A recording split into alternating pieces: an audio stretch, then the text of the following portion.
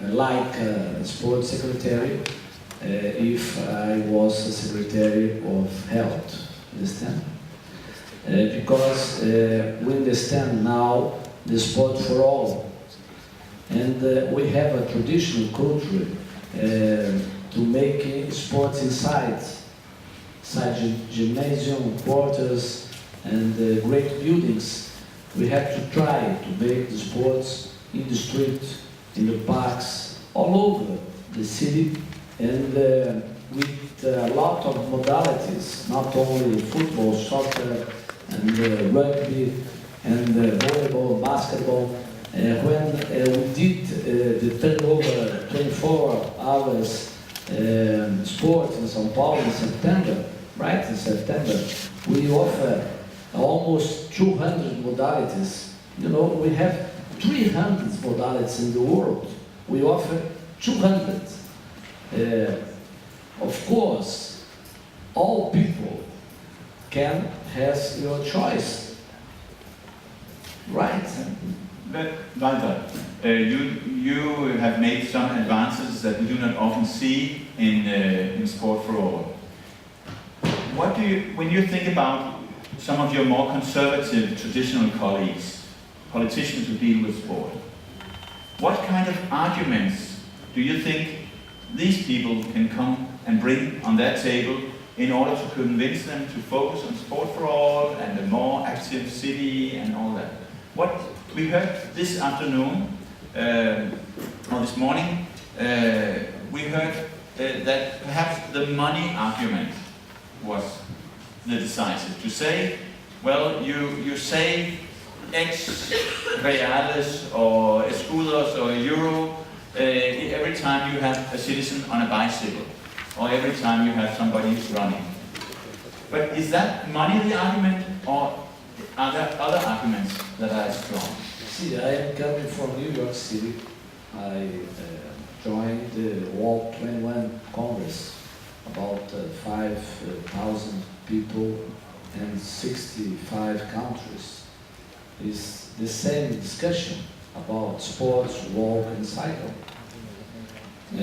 So I came from Amsterdam to see the experience, the cycle experience in Amsterdam streets, Belgium, Brussels, Bruges, and now here in Copenhagen. It's the same facade of our city, of our streets. The people, now it's occupying the streets. But the politician used to treat only the traditional issue, the education, the health, the transportation.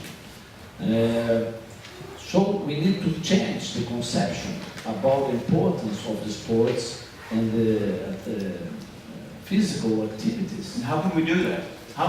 What can you say to your colleagues? Yeah. This is important. We are doing, but we have to understand their thinkings about. It's a long time discussing just some issues. We have to change. But when we receive the answer of the people, the electors, we can see the difference. We are just receiving some signs that the electors also want to receive answers about sports and about the occupation of the streets, the parks. It's time, and we have to be convinced about this. I know there are a lot of national sport for all organizations here. Are there any of you who can deliver a very good argument to the politicians that you learn from in other countries? Not in this very moment. I would like to ask, just to change a little bit. Now we have seen these spaces being opened in cities that are ready to change. But I suppose that most people live in cities where they are not ready to push away the cars and make some bicycle lines and so on. So I would like to ask you, architects and Sport for All organizers, politicians alike, what then? Should we then just sit down and wait until the city is ready to change in a 20-year, 25-year long process? Or is there anything we can do with the miserable cities that we already have?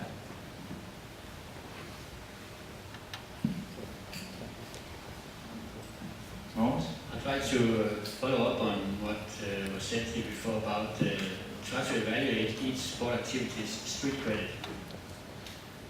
Maybe that's a good idea. If you are considering a new activity or considering to continue an old activity, try to evaluate how high is the street credit of this activity. Can it be high? And to answer your comment on your question, definitely you have to support street culture. Maybe it's not in the heart of the organization, but maybe it's a vehicle for bringing you to another place than you are today. And the most obvious part is those who are, so to say, taking over the street by running or jogging or parkour. It's maybe not your favorite activity if you are interested in football, but maybe it can organize for people that something can be had in the streets. So good one is street credit on various activity. Okay. You? Yes, I think you don't know me. I was a bit late on this. I'm Emil from Bosnia and Herzegovina. I'm coming from Sarajevo. And I have also one remark.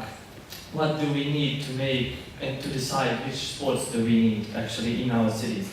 I think that the best way is to observe people without giving them any service, without telling them anything, just to observe and see what are their habits.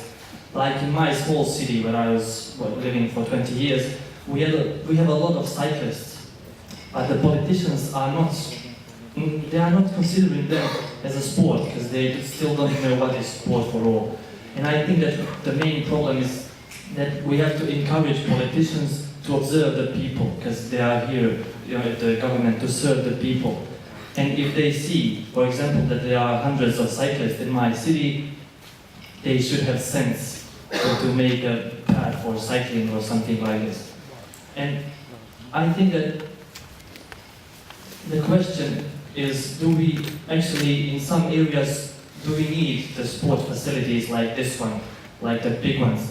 Because we have a lot of potential in my city, because we have mountains, and in 30 minutes you can be by the sea, and in less than 5 minutes you can be at the lake. So we have a lot of open space and pretty good weather conditions.